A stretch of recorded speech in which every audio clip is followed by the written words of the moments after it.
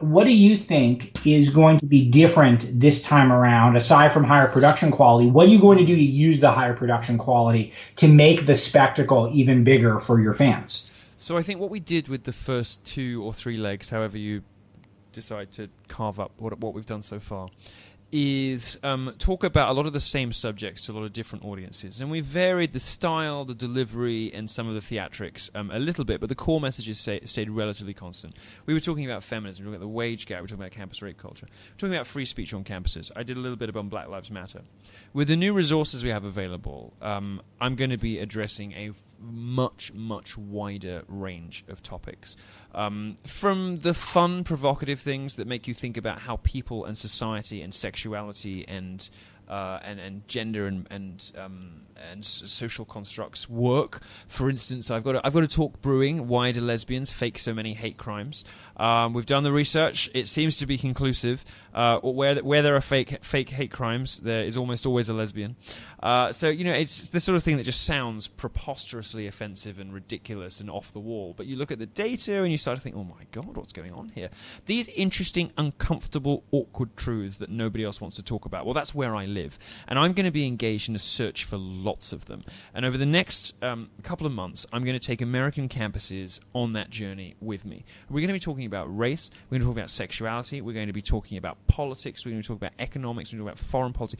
A huge array of subjects. And I'm also going to be talking, of course, about the election. I'll be talking about Hillary and about Donald Trump in the run-up to November. And I'll be in New York for November. I'm sure doing a lot of media there.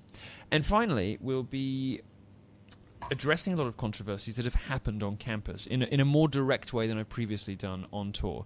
Now, yes, when you come to these shows, you're going to get to see me in more expensive outfits and even better hair, if that were imaginable. That's where I was hoping you'd go with it. Thank you. The rest of I was kind of tuning out. Yeah, all right, okay.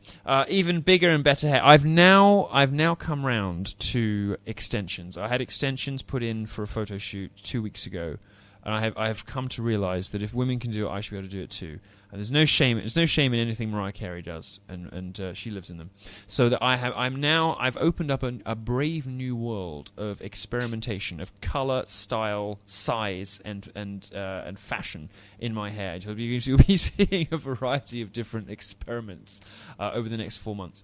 But we're also going to be returning to, or visiting in the first place, some of the crucibles of the social justice movement, because this tour isn't just about provoking and prompting discussion. It's not just about exploring more topics than we've had opportunity to before, and it's not just about doing all of that in a far more spectacular and polished and way to bigger audiences. It's also about tracing the etiology of social justice, about working out the history of this. Where did it come from?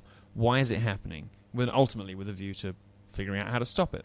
So we're going to go to colleges. For instance, we're going to Columbia, the home of Emma Solkowitz, Mattress Girl. I'll be giving a talk called Mattress Gay. I may or may not have a mattress and a fake rape claim.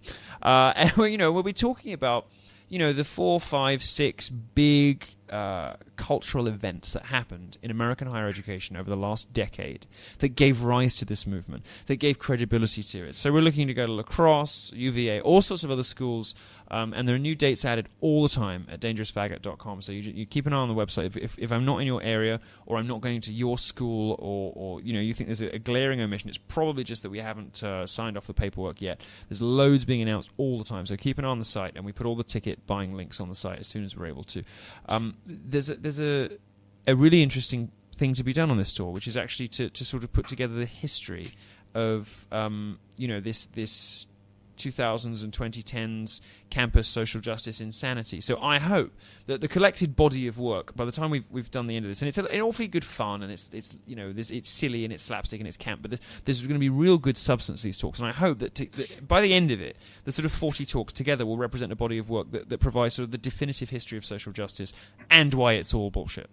Well, Milo's commitment, I think, to the listeners is that you guys are going to see the terrific outfits, you're going to see the spectacle, you're going to get the jokes, and my commitment to you guys is that I'm going to make sure they're as intellectually rigorous as Milo is capable of, because we all know that Milo he can go low and he can go high. My natural instinct is to be lazy and just rely on the outfits. In drag queen culture we call it resting on pretty. It's like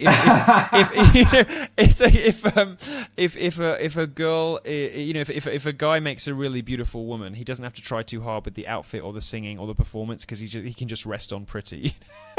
Yeah, well, and you will some nights, but other nights this is going to be intellectually substantial, and we're going to be taking on the professoriate class, the academia class that's really trying to destroy a generation of young Americans, and we're going to be talking directly to not just the young people in the crowd, but to the people who are corrupting them, and that's how we think of it, and it's going to be very, very powerful, and so make sure to keep up to date online as we continue to post more. But I like that you put it like that. Actually, sorry to interrupt you, but I want to just draw that out before you go on. Which is, I described that what the tour was going to do in terms of, I think, in fairly academic and fairly gentle terms. You're teasing out another aspect of this, which is something that I think speaks for itself, but I didn't exactly say, but is worth repeating. This is a declaration of war. This is, this is a full frontal assault on, on cultural scolds and on nannies, on social justice warriors, feminists, Black Lives Matter, all of the various dimensions of the lunatic, sociopathic, conspiracy theorizing, social justice, progressive, far left. This is a declaration of war. They are going to lose, and we are going to win. And this tour is going to be the primary battlefield on which, the forces of freedom and truth and justice prevail against the scolds and schoolmarms of social justice. I think that's, if you want to if you want a broader brush, more theatrical and more historical motivation to follow what's happening in this tour, perhaps that's it.